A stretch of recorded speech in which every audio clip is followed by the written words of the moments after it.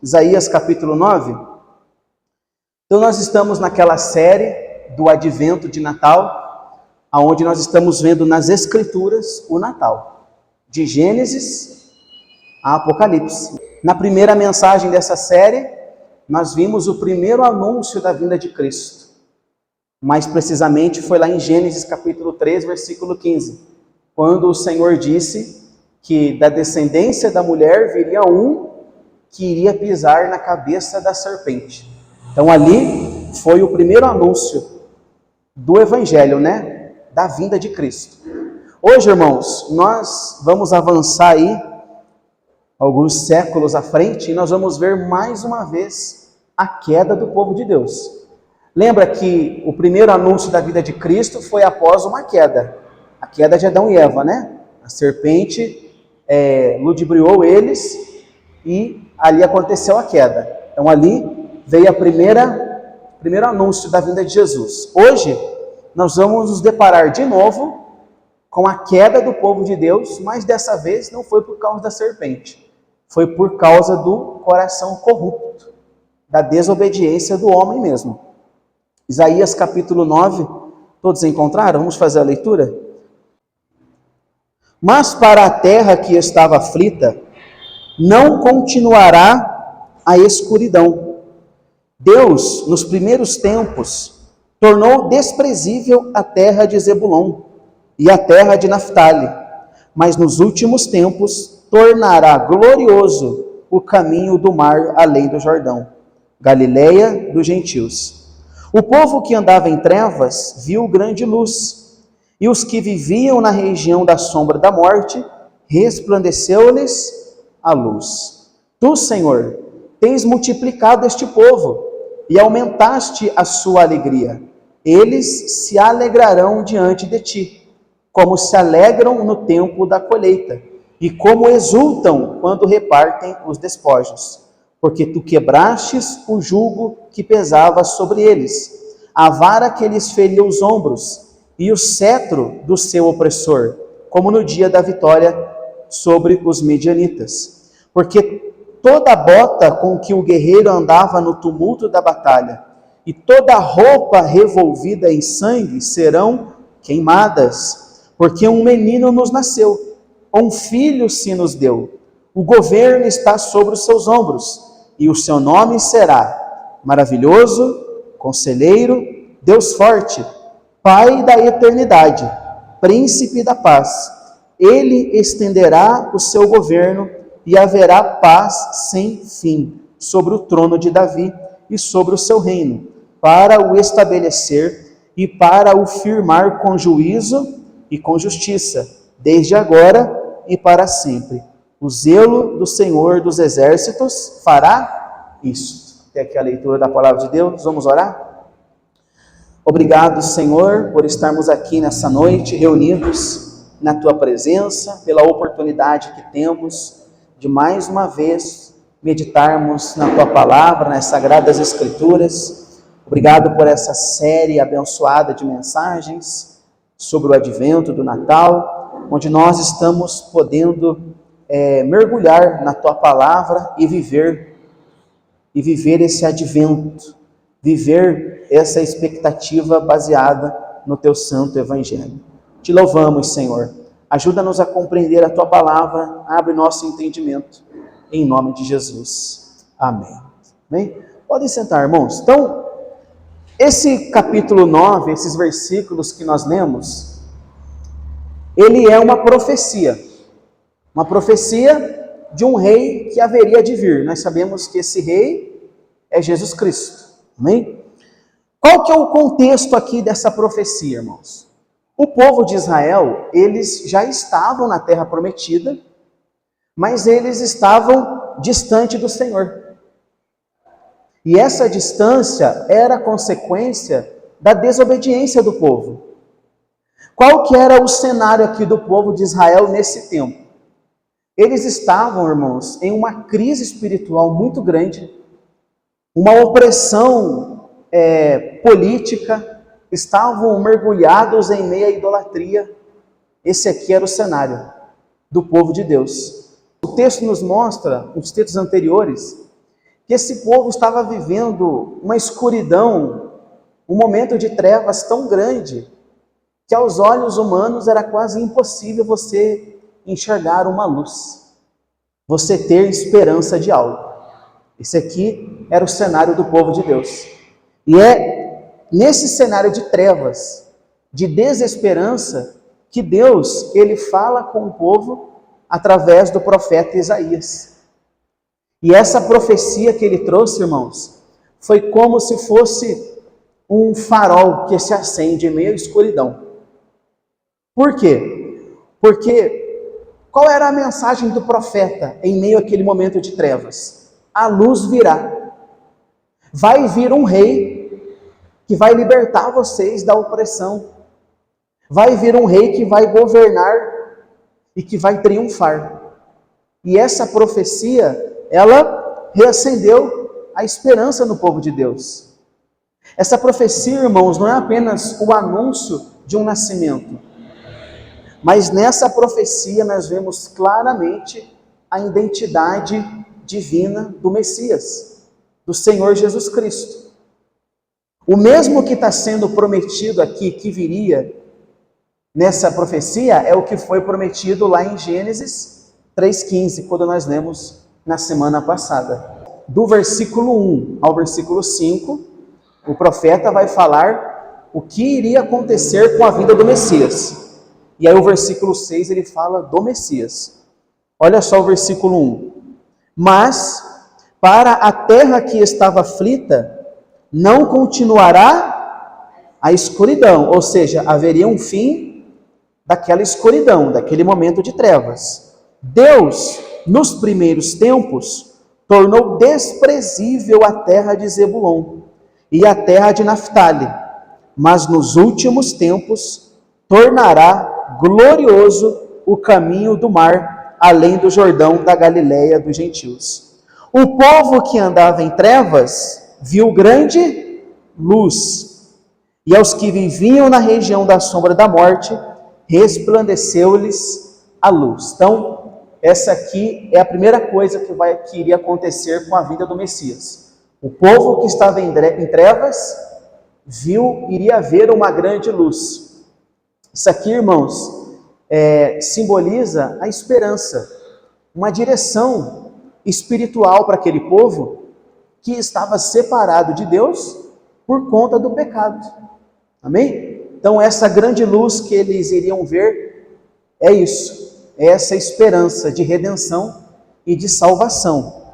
Versículo 3, ele diz: Tu, Senhor, tens multiplicado este povo e aumentaste a sua alegria, e eles se alegrarão diante de ti, como se alegram no tempo da colheita, e como exultam quando repartem os despojos. Então, qual é a primeira coisa que iria acontecer com a vida do Messias? Aquele povo viria uma grande luz, ou seja, uma direção espiritual para a vida deles, para aquela vida pecaminosa de escravidão que eles estavam vivendo.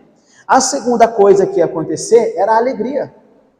A multiplicação, Tu, Senhor, tens multiplicado a alegria desse povo. Então, haveria uma alegria, um regozijo grande com a vinda deste rei.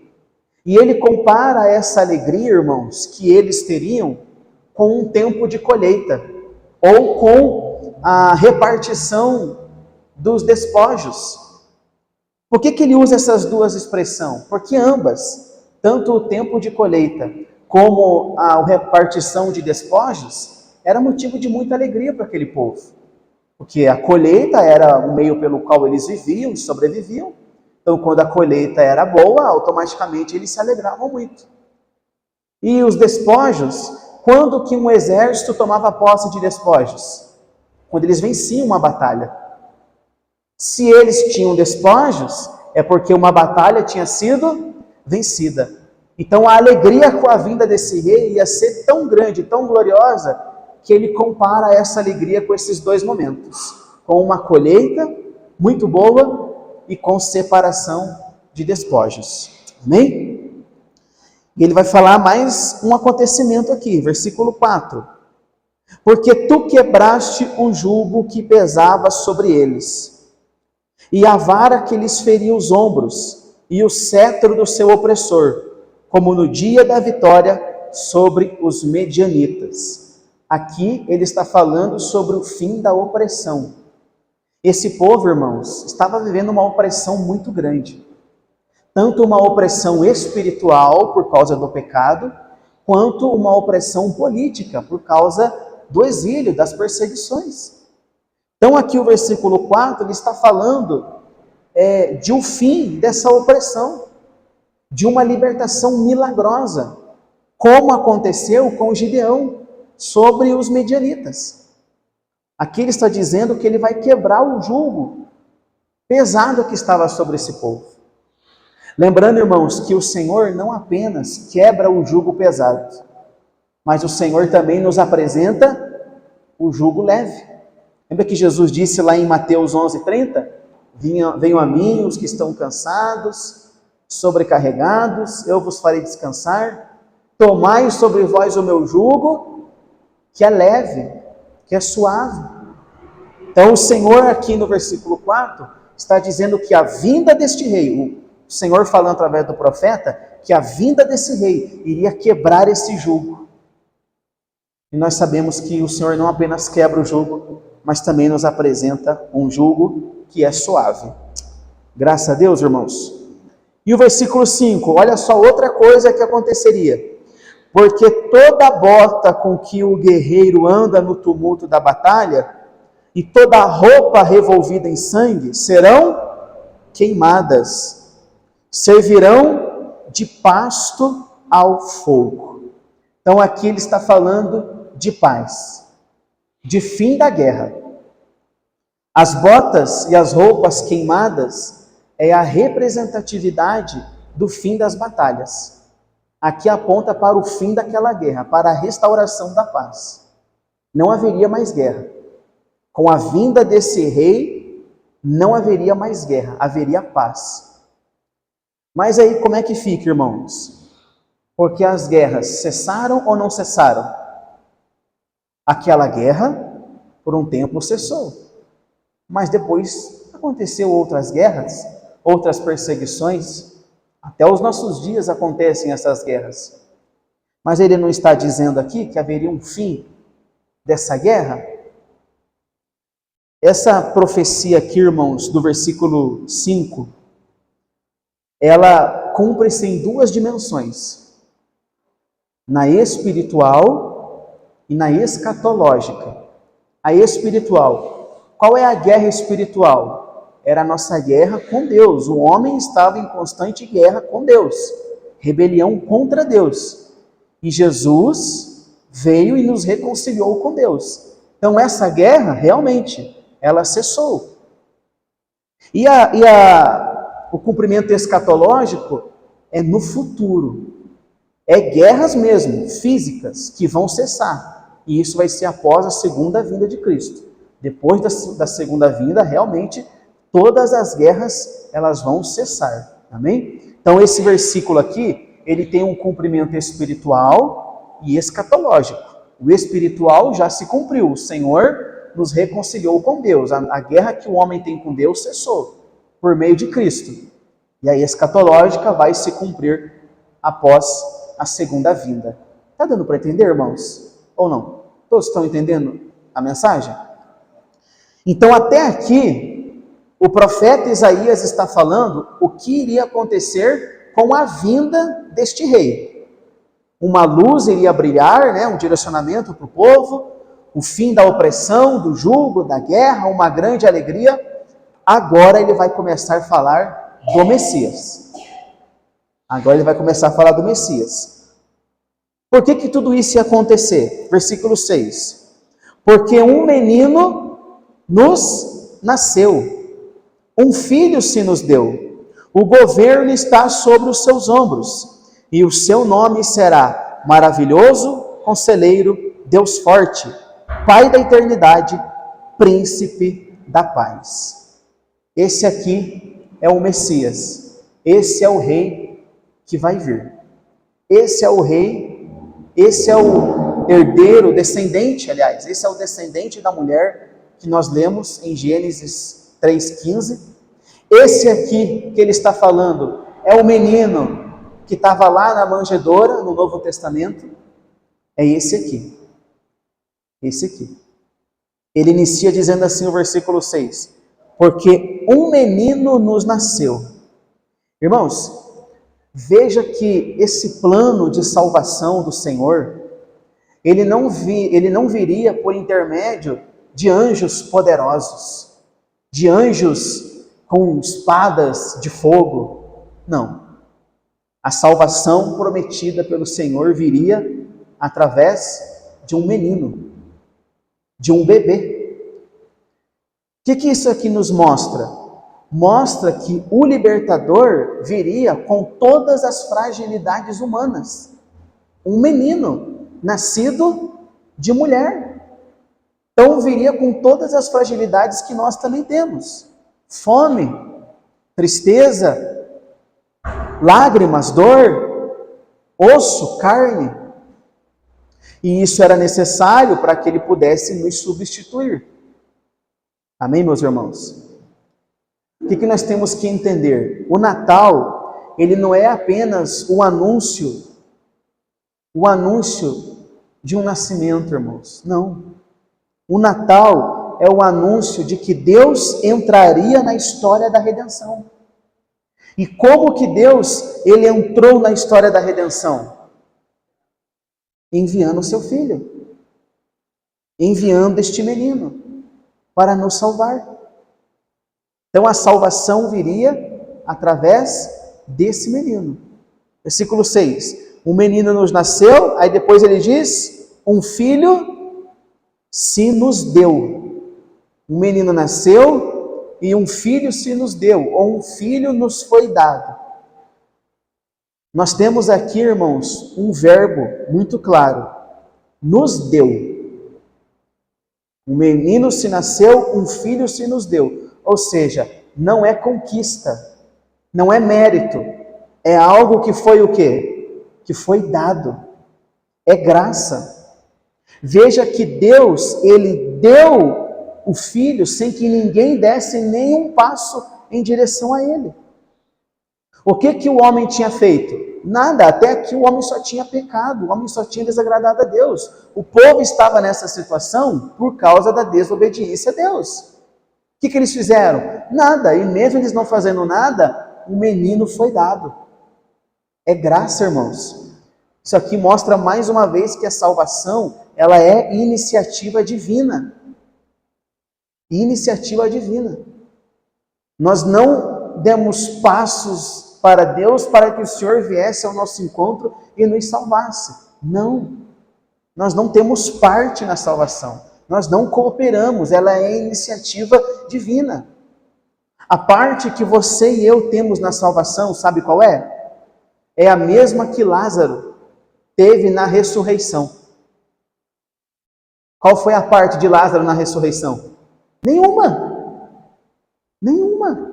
Ele estava morto. Não teve parte alguma. O que Lázaro cooperou para a ressurreição dele? Nenhuma, em nada. Assim é a salvação. Assim como Lázaro, nós também estávamos mortos nos nossos pecados. Com o que um morto coopera? O morto não coopera com nada, irmãos. Então nós não cooperamos com a salvação.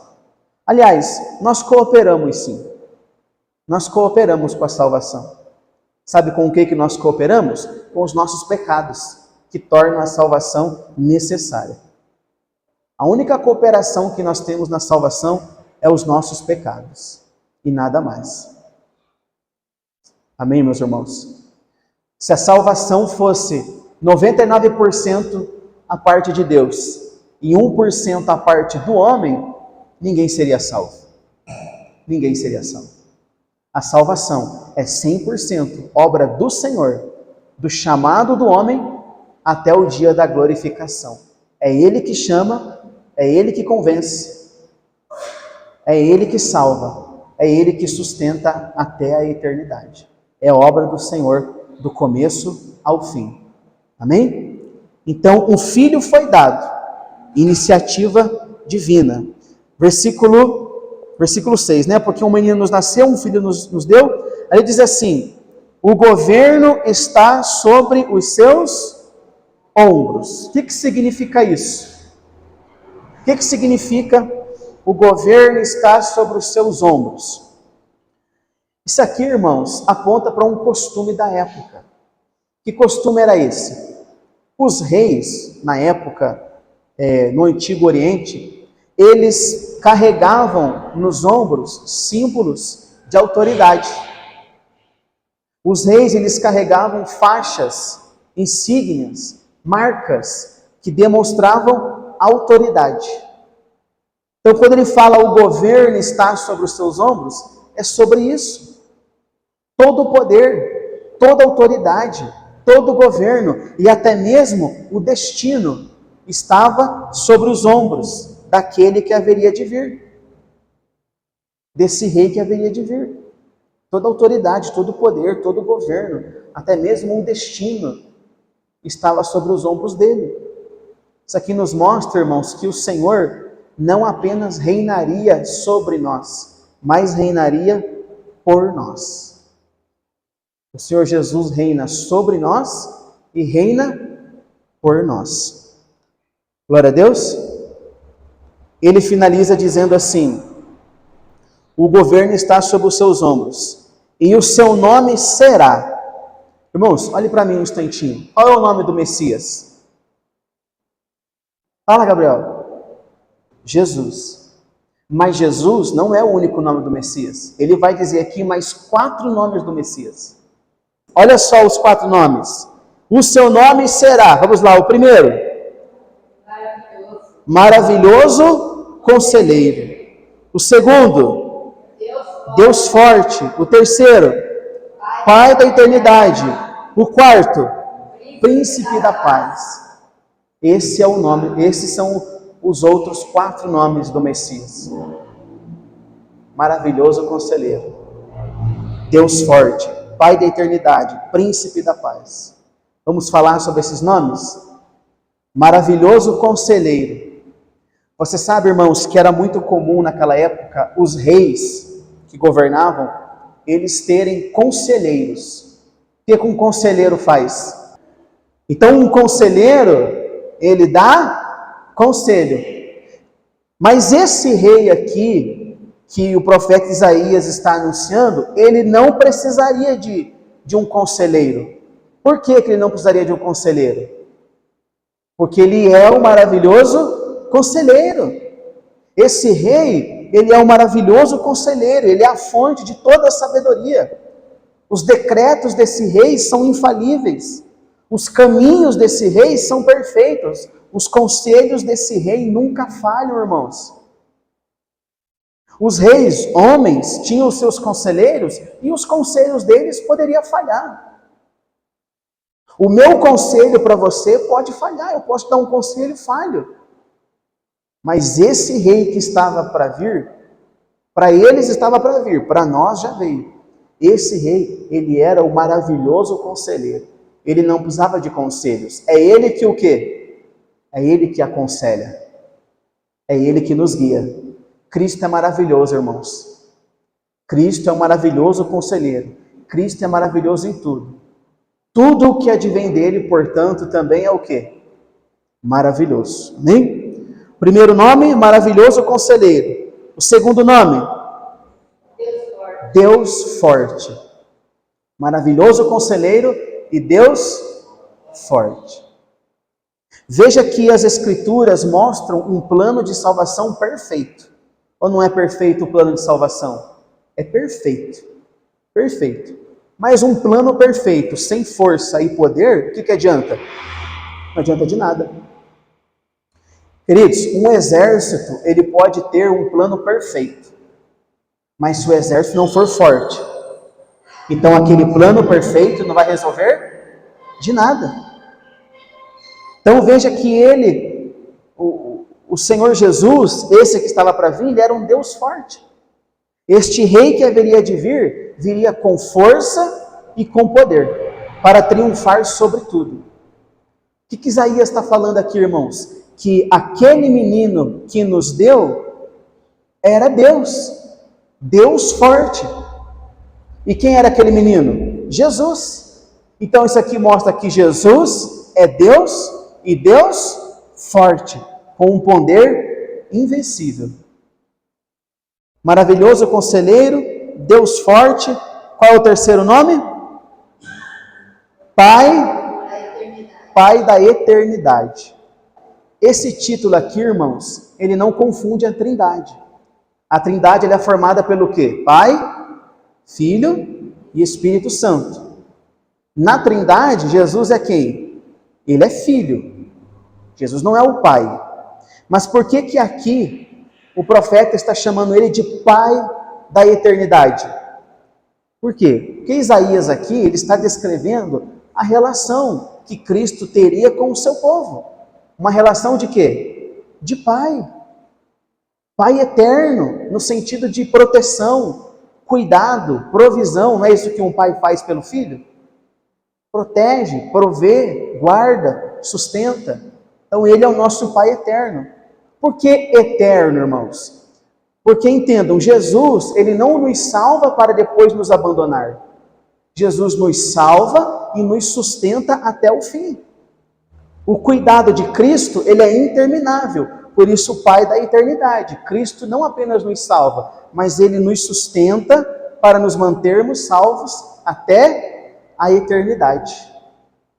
Ele mesmo disse: eu conheço as minhas ovelhas, elas ouvem a minha voz, eu lhes dou a vida eterna e ninguém as arrebatará da minha mão.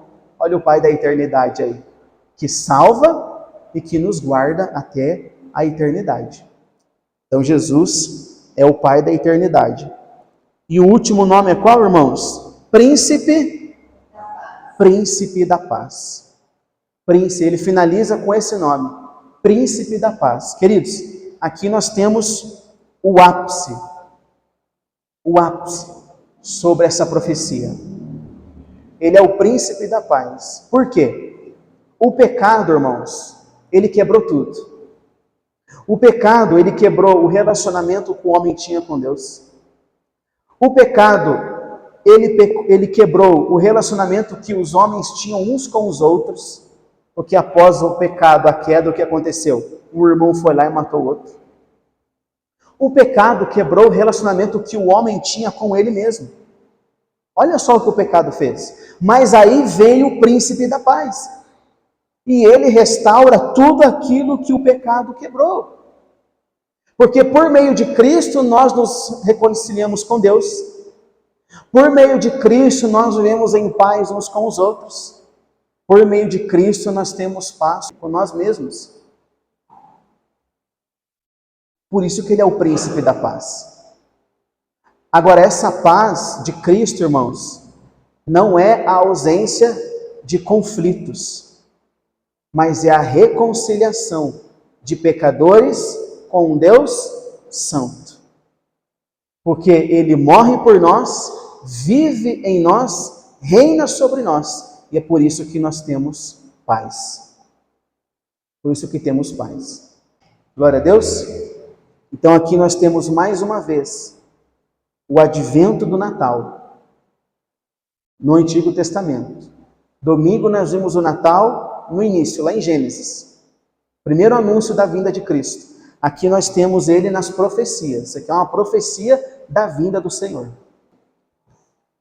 E esse que viria para, como falamos no último culto, pisar, ferir a cabeça da serpente e nos salvar. Tomar o nosso lugar, os nossos pecados. Amém? Agora, como que nós podemos aplicar, irmãos, essa profecia à nossa vida? Como que você pode aplicar essa profecia à sua vida? Se Cristo é o maravilhoso conselheiro, então pare de buscar sabedoria no mundo, conselhos no mundo, e busque os conselhos em quem? Em Cristo. Como que você busca o conselho em Cristo? Indo até a palavra. Na palavra de Deus nós temos os conselhos do maravilhoso conselheiro. Salmo 1, bem-aventurado aquele que não anda no conselho dos ímpios. Ele é o maravilhoso conselheiro, então busque conselhos no Senhor. Se Cristo é o Deus forte, entregue suas batalhas a Ele, busque força nele. Faça a sua parte, obviamente, mas descanse no Senhor. Ele é o Deus forte, irmãos. General de guerra, Rei dos reis, Senhor de todos os exércitos. Busque força no Senhor, porque Ele é o Deus forte. Se Cristo é o Pai da eternidade, confie no cuidado diário dEle. Descanse a sua salvação nele. Quanto às coisas dessa vida, Ele é um Pai que sabe das suas necessidades. Ele sabe do que você precisa. E quanto à eternidade, a sua salvação está nas mãos dEle, não está nas suas. Então descanse no Pai da eternidade. Amém? E se Cristo é o príncipe da paz, busque a paz que há nele. A paz, irmãos, não é algo que você constrói. A paz é alguém que nós recebemos. E esse alguém é Jesus. Glória a Deus, esse alguém é Jesus. Ele é o príncipe da paz. Irmãos, uma pessoa que não tem Jesus, ela pode ter tudo, mas ao mesmo tempo ela não vai ter nada. E uma pessoa que tem Jesus, ela pode até não ter nada, mas ao mesmo tempo, ela tem tudo. Porque Ele nos dá vida abundante, Ele nos dá vida eterna, e isso é tudo o que o homem precisa. Glória a Deus. Aqui o profeta Isaías está falando de um rei que haveria de vir, mas nós celebramos um rei que já veio, que habita em nós, que nos salvou. A salvação, irmãos, não está em você se esforçar para ser uma pessoa melhor. Não. A salvação não está no abandono de hábitos. Não. A salvação está num menino que nasceu, no Filho que nos foi dado, Jesus Cristo. A salvação está nele. Ele é o maravilhoso conselheiro que nos guia. Ele é o Deus forte que nos sustenta. Ele é o Pai da eternidade que nos guarda. Ele é o príncipe da paz que nos reconcilia com Deus. Vamos crer nele. Vamos render-se a ele. Vamos descansar nele. Só existe perdão, conselho, paz e salvação em Cristo. Glória a Deus. Vamos orar? Fique de pé, por favor.